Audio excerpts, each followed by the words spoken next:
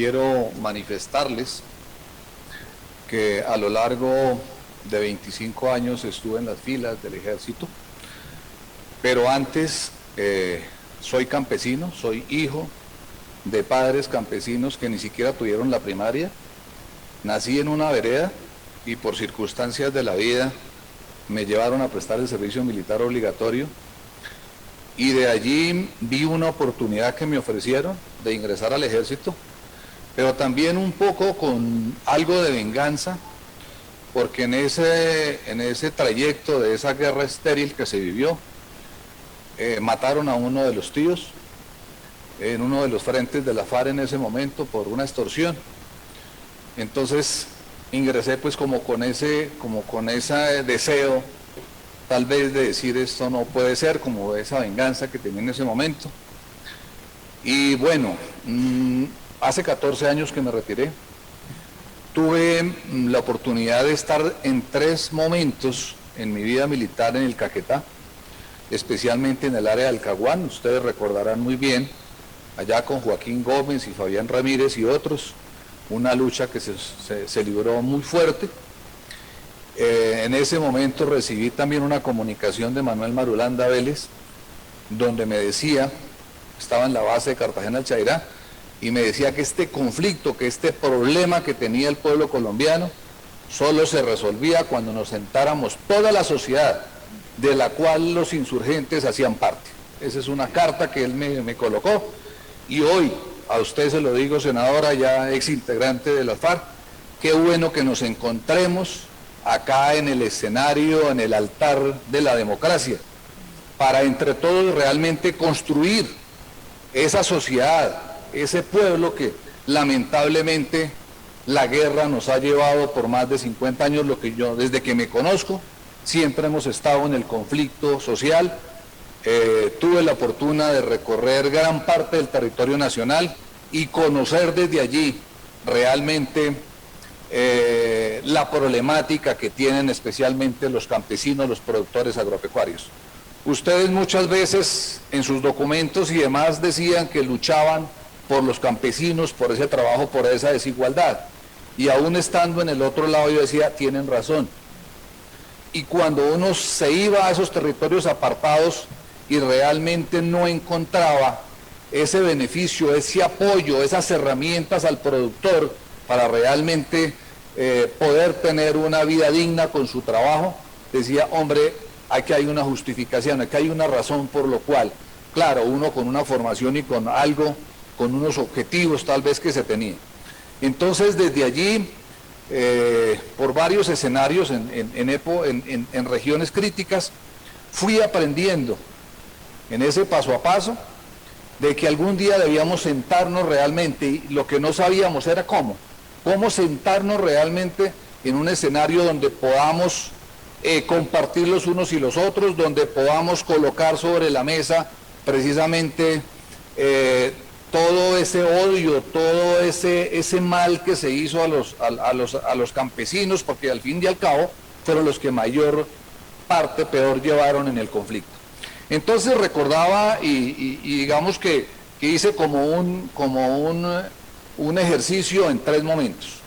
Uno, lo que fue antes del acuerdo de paz, desde que se empezó a tratar de los acuerdos, lo que pasó durante los acuerdos, ¿sí? Y lo que viene posteriormente, que es lo que hemos estado esperando, cómo realmente vamos a buscar unos escenarios y a construir realmente esa anhelada paz, pero esa paz, y me gustó mucho el título, ¿cuál paz? ¿Sí? Entonces, y netamente desde la parte productiva, y les decía que después de estar en ese escenario regresé nuevamente a la vida campesina, y hoy soy productor agropecuario y dirijo desde el paro agrario aquel del 2013, hicimos una organización nacional en 21 departamentos con 630 asociaciones y cooperativas.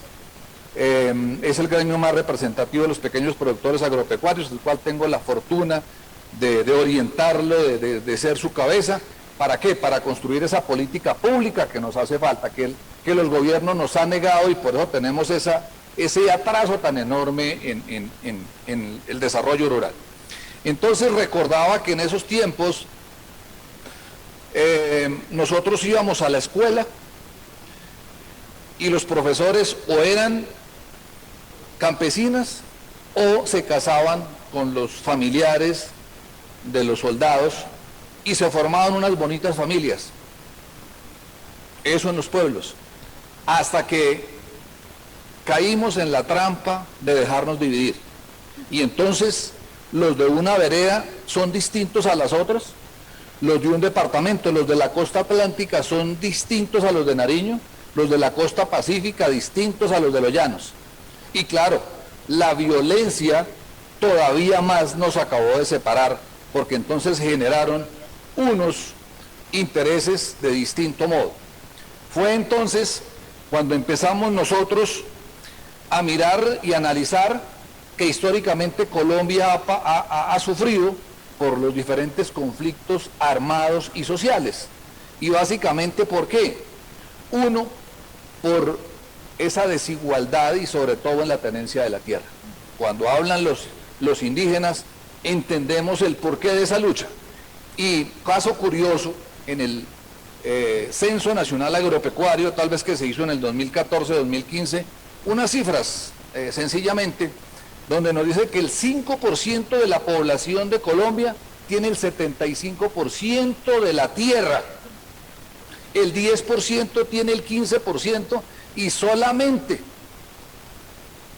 el 10% del territorio lo tiene el 75% de la población productiva. Eso no puede ser. Con eso no puede haber paz. Y ese creo que ha sido uno de los escenarios que nos han llevado allá. Entonces, en ese conflicto social y armado, vino y además la mala práctica de la política, porque la política la han usado solamente para beneficiarse de unos pocos, a costa del mal de los otros. Vino el desplazamiento de las zonas rurales a las urbanas, con unas connotaciones supremamente importantes. Se disminuyó la mano de obra, se engrosaron los cordones de miseria a los alrededores de las ciudades, pero también hay algo supremamente importante, y es que entendimos que con esos tratados de libre comercio que se negociaron, por supuesto, sin la participación de nosotros, los productores agropecuarios, nos pusieron a competir con desiguales, con países que tienen tecnología, con países que tienen unos avances importantes en la producción, la parte mecanizada. De esa manera, entonces, no logramos poder competir en ningún escenario, con ninguno de nuestros productos que tenemos, a escaso de las flores, a escaso del banano y tal vez el café. Pero eso no es lo único que nosotros como productores agropecuarios cultivamos. En ese orden, nos dimos cuenta que debíamos organizarnos de alguna manera, y entonces viene el paro agrario del 2013, que ustedes recuerdan que se hizo sobre todo en los climas, en los departamentos de clima frío, Boyacá, Cundinamarca, Nariño, ¿cierto? Y entonces eso que el presidente dijo que ese tal paro no existía, y ahí mostraron una vez más ese menosprecio por nosotros los que producimos la comida. Pero le tocó ir a sentarse allá con nosotros, con los paperos en Tunja. Ahí nos dimos cuenta que ni los funcionarios tenían el mínimo conocimiento de la problemática que tenía el sector agropecuario. Ninguno, ni el Ministerio de Agricultura, ninguna organización, la mayoría de los funcionarios recién incorporados sin la menor idea. Pero también adicionalmente nos dimos cuenta de algo, que nosotros como sociedad civil productiva no estábamos organizados. Entonces nace allí la Unidad Nacional Agropecuaria. Uno de los integrantes en ese paro está aquí en la Cámara de Representantes, y nos sentamos con un grupo de profesionales, de productores, a mirar cuál sería el papel que nosotros deberíamos jugar para exigir, pues por supuesto al gobierno y a las entidades, que se nos dieran esos apoyos, que nos dieran esas herramientas realmente para poder hacer bien nuestro trabajo. Entonces, nace una organización de la cual tuvimos interrelación con el gobierno nacional, desarrollamos algunas propuestas de cómo debíamos participar. Posteriormente se conformó el gremio que les acababa de mencionar al inicio, que nos representa y que estamos en los distintos escenarios para la construcción de la política pública, que entre otras logramos hace poco, la ley de compras públicas locales, que muchos de ustedes participaron y que la necesitábamos hacía mucho tiempo, porque desde que se acabó el IDEMA, que era una entidad supremamente valiosa para comprarle las cosechas a los agricultores, no ha habido ninguna entidad que facilite, y vimos ahora esa gran oportunidad. Entonces estuvimos aquí defendiendo, aquí en el Congreso, en las comisiones, y por fortuna se dio, y hace poco que se reglamenta esa ley, en la cual esperamos que a los campesinos se nos compren esos productos, se nos paguen con lo justo, que es lo que nosotros necesitamos. Nosotros necesitamos que nos regalen nada porque sabemos trabajar, nuestras organizaciones están preparadas para trabajar, pero no tenemos las herramientas realmente para sacar esto adelante. Cuando viene entonces la firma de los acuerdos, en la cual nosotros como organización no se nos permitió participar en esa negociación,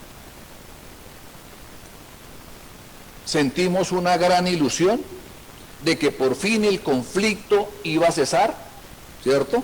Que por fin esa guerra estéril que vivimos, donde nos matamos policías, soldados, paramilitares, guerrilleros, todos hijos de campesinos en su gran mayoría, ¿cierto? No nos servía para nada.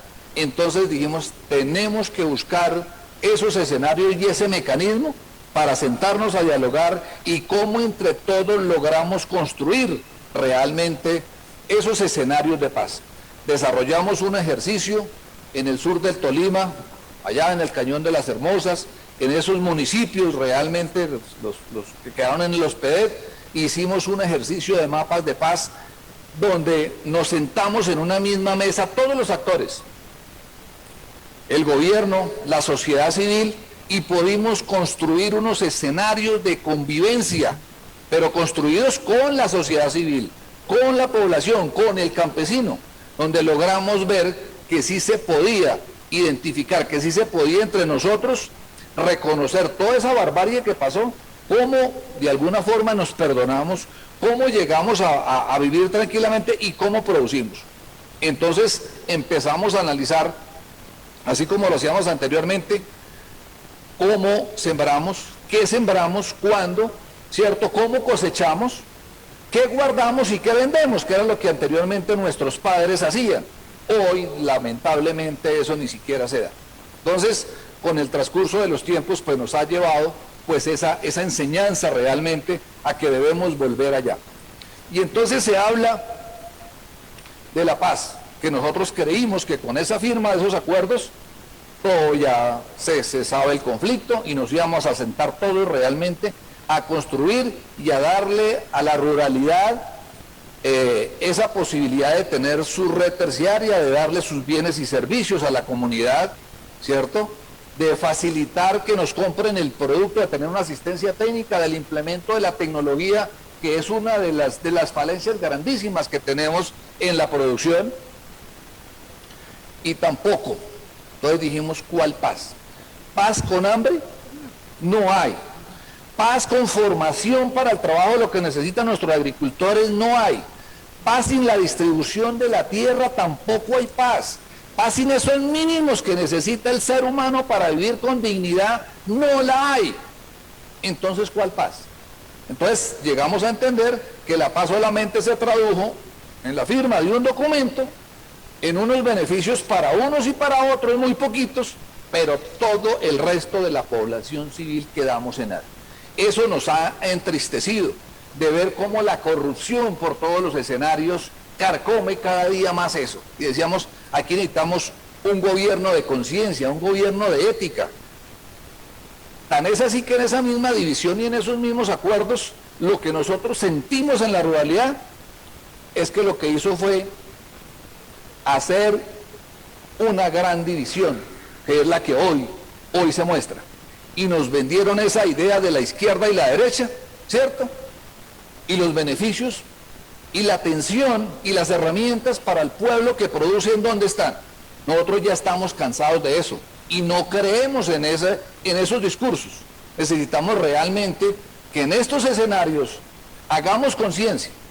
Aquí no importa quiénes seamos o qué hicimos antiguamente. Hoy creo que lo decía el profesor Carlos. Hay que mirar en el futuro.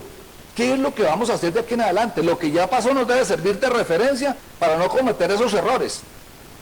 Ojalá no nos sigamos matando. Lástima que esas hoy disidencias que se fueron allá, ojalá no crezcan. Y ojalá todos esos grupos armados de la área que sea, finalmente se minimicen, se acaben y nos sentemos realmente a hacer la construcción de la paz. Eso es lo que más anhelamos nosotros en el sector rural. Entiéndalo que nosotros tenemos hoy y agradecemos a la comunidad internacional, a todas estas personas de distintos países que nos acompañan, decirles que hoy estamos organizados, decirles que hoy tenemos la capacidad de producir la seguridad alimentaria para nosotros, para nuestro país y igualmente para mostrarle al mundo entero que en muchos países podemos producir comida, alimento. De esa manera nosotros generamos riqueza. Y quiero enviarles un mensaje a la clase dirigente de este país, a todos los políticos, a los que se creen de alguna forma los dueños de todo el país, que se quiten esa máscara. Eso es lo que han tenido, una máscara, y con los discursos de una y otra manera nos han convencido, han tratado de convencernos y ya no les creemos. Vamos a mirar ahora en las próximas elecciones a ver qué es lo que van a tener, dónde están los votos. El sector agropecuario no estamos dispuestos a seguir, que nos sigan engañando, que nos sigan solamente viendo cuando hay elecciones y el resto de tiempo. Vayan y miren lo que hay en el Cauca, miren lo que hay en el Chocó. El problema de los cultivos ilícitos es gravísimo y en esos escenarios, por supuesto que no hay ninguna línea productiva realmente que le dé ese beneficio a los campesinos que están. No tienen otra opción, sino cultivar lamentablemente, desgraciadamente, esos cultivos que generalmente lo que hacen es incendiar más y generar, pues todo lo que sabemos, esa parte social en estas regiones es lamentablemente cuando uno vaya ver la desesperanza, la muerte, que es lo que allí puede reinar. Entonces los invitamos por favor a la comunidad internacional, estamos nosotros organizados, estamos preparados, somos conscientes que el aporte que nosotros le hacemos al país es producir comida para darle al pueblo en las ciudades, producir comida para darle a nuestros amigos en otros países del mundo y generar esa riqueza importante para nosotros. Gracias. Muchas gracias, mi estimada amiga, por haberme permitido estar acá con ustedes. Muchas gracias.